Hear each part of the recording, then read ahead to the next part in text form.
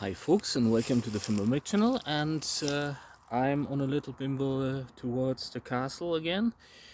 Long time no see, and I thought I'd stop for a moment and show you something about this guy here. And this is stinging nettle, and assume you need some cordage, and look at that, how long that is.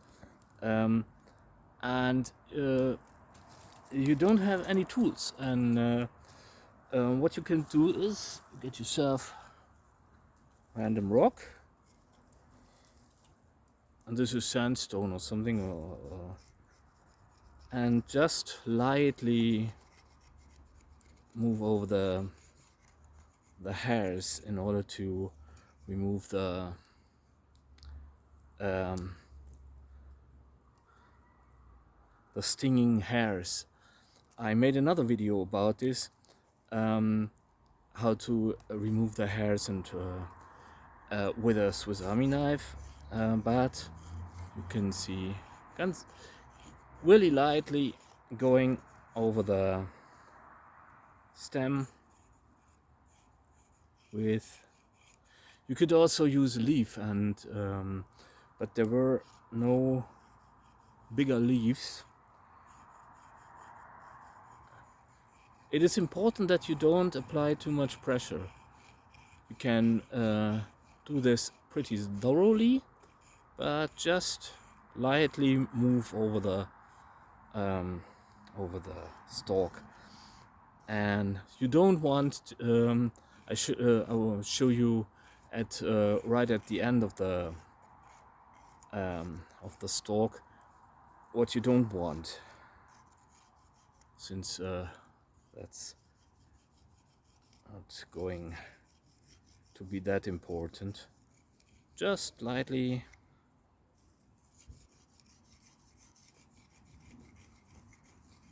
like that, and you don't want to go like this, and then you just remove the fibers, and that's not what you want. And now I am looking for another rock that's a little bit like this one, and I put you here, and I want to soften the rocks, the knots with that. Look at that, and you can just lightly tap it. You also don't want to damage the fibers. What you can also do is you can just twist it like so, and then you can already remove the fibers. Well, that didn't work too well.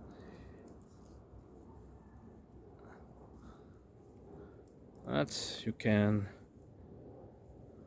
also use your fingernails. The thing is, you should always not rely on just one technique alone. The more techniques you know, the better it is. And there is one right way to do it, and several ways to make do in a pinch. And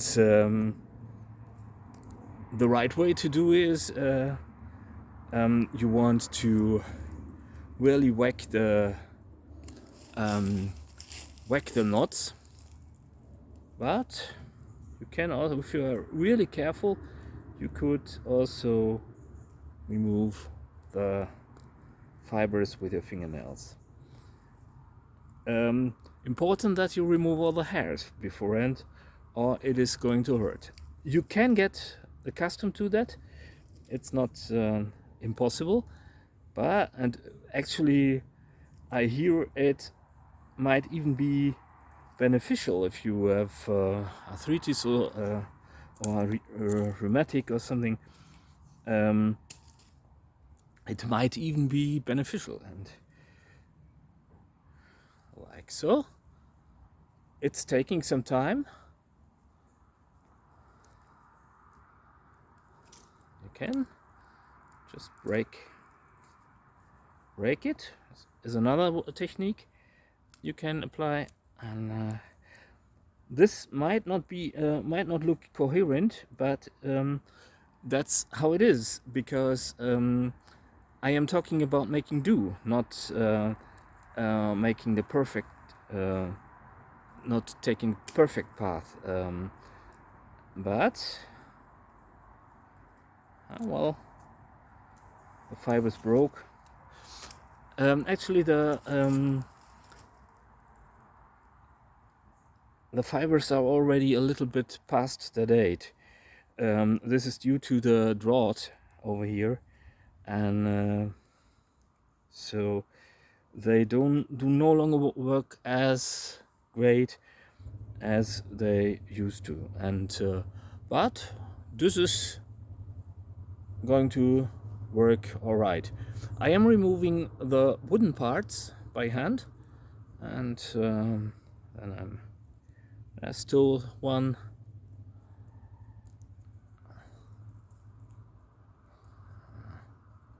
And the knots. This is why you should normally break up the knots, and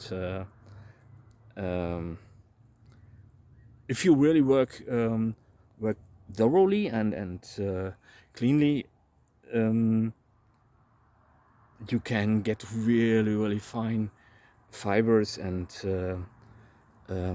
awesome results. And then we are just twisting the fibers onto each other and starting our cordage. I could do with some extra strand, just like so. You could also roll it around on your upper leg and let it twist onto itself or on a surface, like so. I'm rolling it against the rock over here, and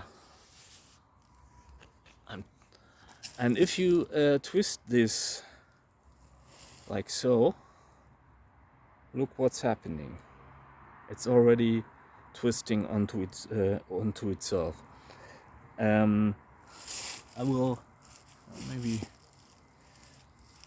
I put you on the cliff side, so you might not be able to see what I'm doing, but this is a really fast way to make cordage, because you see I have twisted the strands onto each other, and look at that. At least it's a great way to get started, and you see it's pretty symmetric, and which is not always the case. And you can always combine several techniques, which is also a great thing. And I'm twisting and turning, and twisting and turning.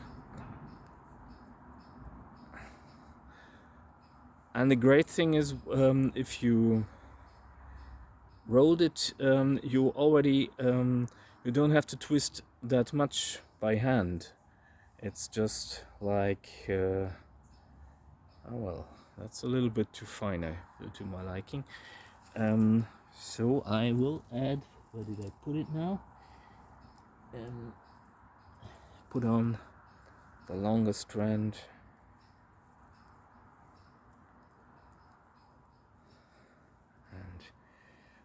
And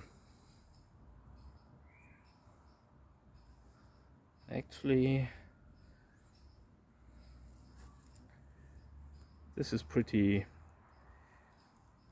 fine already, and a little bit stoked that I don't want to say that I got the gist already, because well, that's I'm still a beginner with cordage, and but I actually, honestly, I really do like that. It's a nice pastime to give your hands something to do, and great to do beside the campfire. And as I said in the other video, if you spin a fidget spinner,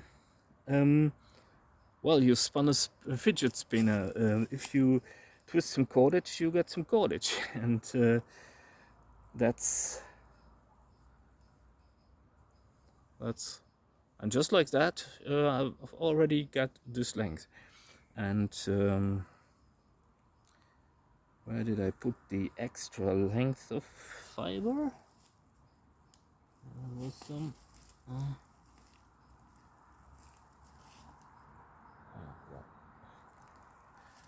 There's some left, and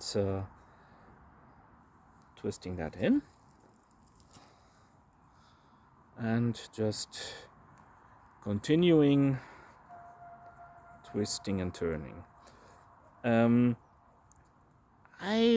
have sort of an idea to create something like coarse drop spindle or something, and putting on an extra strand won't hurt. Oh, it's getting a little bit thicker as and twisting and turning and so on. And I would recommend you harvest some nettle stalks in the season, during the season, and let it wet, and then you could make really fine cordage, actually twine, strands and yarn even from it, and create awesome textiles with it, because nettle is a really intriguing material actually. And oh, this is what where it's headed, and I got another stalk, and removing the stinging hairs, just gently going over the stalk.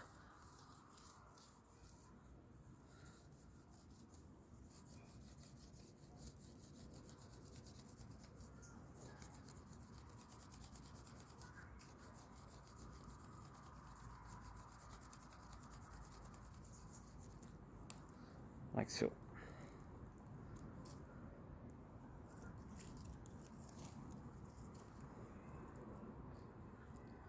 And breaking that up.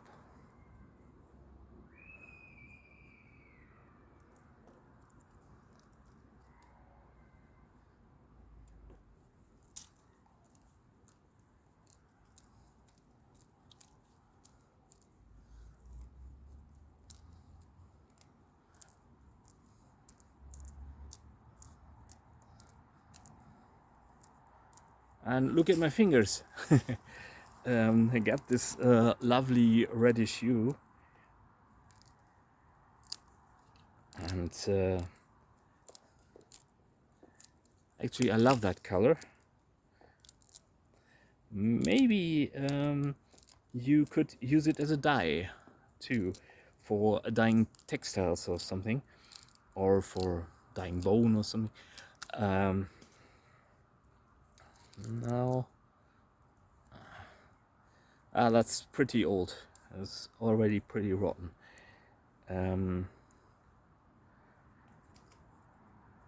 But I need to make do, and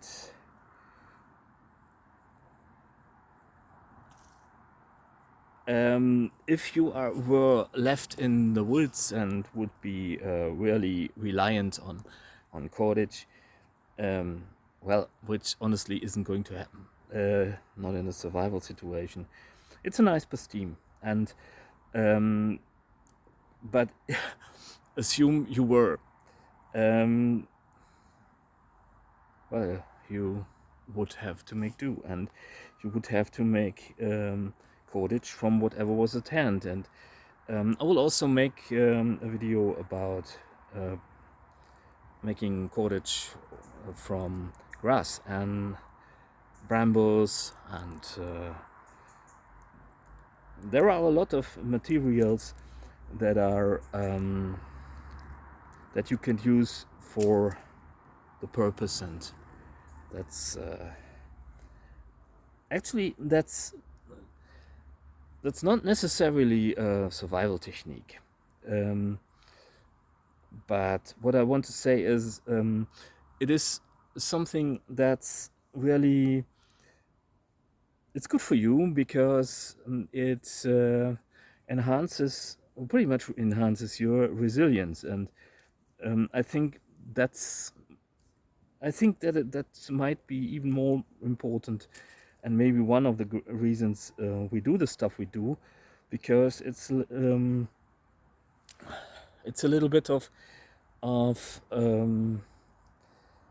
well, you can reconcile yourself with situations that are not as awesome, because, well, you are capable of making cordage from nothing, and that's something that helps you in everyday shit hit the fan situations too. And putting that, weighting them a little bit, and taking that cordage to my twine that I just started, twisting that back in, and continuing on my way. Just twisting that in. And you can see that's not going too slow. It's actually quite, wow, it's 70 minutes now, including making the fibers. And I already got a nice piece of cordage going, and it's, as I said, it's calming, and standing in the woods, I'm twisting another strand in, because getting too thin, that's a little bit of a learning curve still, that my cordage tends not to be too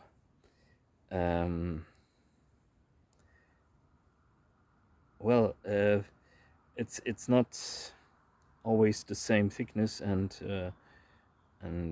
not that regular, and I need to work on that, because the more regular your cordage is, the more durable it is, for obvious reasons. And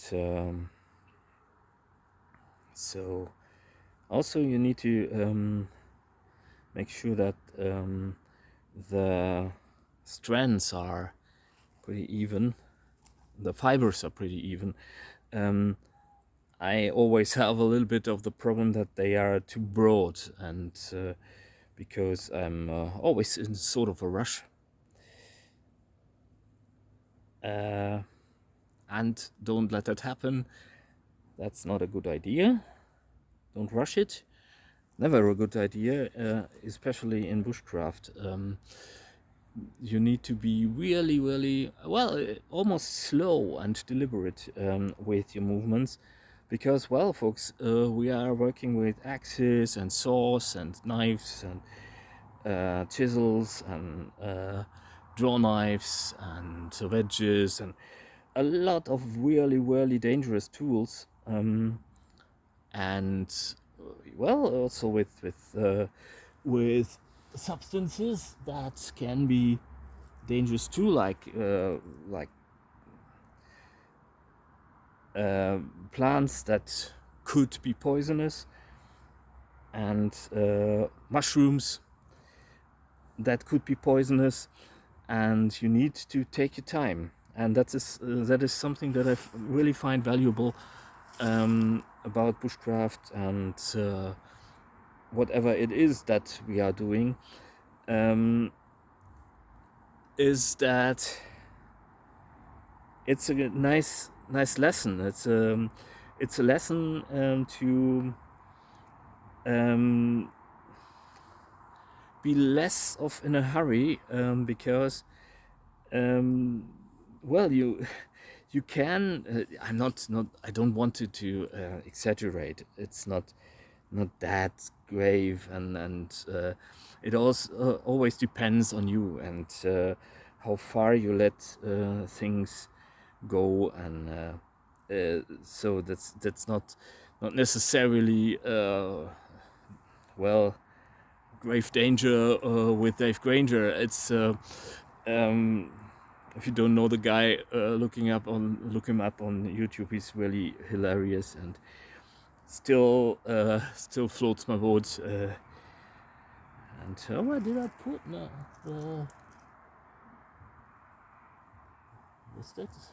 Was that already everything? I just used up all the fibers on me, but there's still, I think there's still some left, like so. Putting that aside because I don't. What I want to say is I really value that that sensation, that you can just take your time, and your product will benefit from that. And I'm not claiming that that I already got it wired. It's something I need to learn. It's a lesson that I still need to learn, and especially and I think, well, doing this on YouTube first try is always a little bit of, well, at least a challenge. I do like challenges. That's not what I'm saying, but maybe it's not achieving the best results, because it's also a little bit of a stress situation if you are trying to do this first go. Actually, I do want to show you that I'm a human being also, because I think a lot of people are intimidated by by the webs, because everyone's always a pro and everyone's always achieving the best results first try, and no, it isn't. Everyone, I could practice beforehand, but well, that's something I want to show. I want to show to you that I'm not perfect, and you don't need to be either. So I got this this here, and I want to do a double twist, because in my according to my experience, this is giving the cordage a lot more durability, and a little bit, because most of the time you need to figure out where your twist needs to be headed, but when you get it wired, pun intended, and you can twist on all right, and the durability of your cordage will pretty much benefit from the double twist. And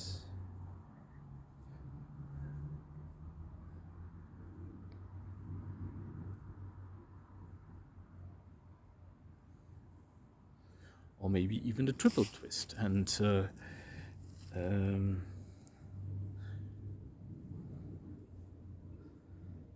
I still have my problems figuring out this SZ pattern, and honestly my brain doesn't want to understand. My lovely woman is an expat in that, and she always tries her best to explain it to me, but fact is I'm a bit sick in the head, and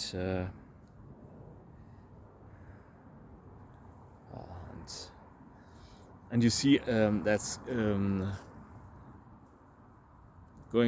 getting pretty short, and I messed up. I messed up. But no harm done.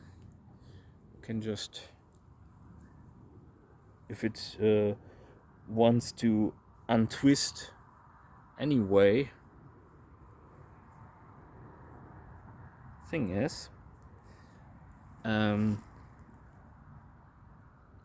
that was what I meant. On the first twist, you twist away from you, and the second, or the other way around, on the second you twist towards yourself, and that's something you need to keep in mind. And initially I didn't, so the strands came loose, and well, but no harm done. As I said, you can always simply let it unravel and start anew. And the most important thing is that you don't get eager or frustrated or something, because, well, mistakes do happen, and it's not production, it's making cordage. It's not that you would have to start a manufacturing site for nettle cordage in order to make a living from that, which isn't going to happen. Because no one would want to pay for handmade products, because people don't want to pay for handmade things in the first anymore. And well, like that. I think I will leave it at that now, because the video will become far too long. But as you can see, this is a technique without any tools, and well, it works. And you can. This is what I want to portray, is that a lot of situations are not as bad as we think at first glance. And if you have a little bit of a mental toolbox, most of the time you will come up with something. And this is not just for extreme survival situations, but also at work, or just in your everyday routines and something. Maybe thinking a little bit out of the box will go a long way to save your day. And that said, stay sane and healthy, and I hope you find some time to toodle around in the woods and do something silly, or learn something, or what have you. And I really hope that was entertaining and helpful a little bit. And so I have some ideas still, and I really hope to be able to provide you with more like that. So thank you for watching, and see you soon. Bye.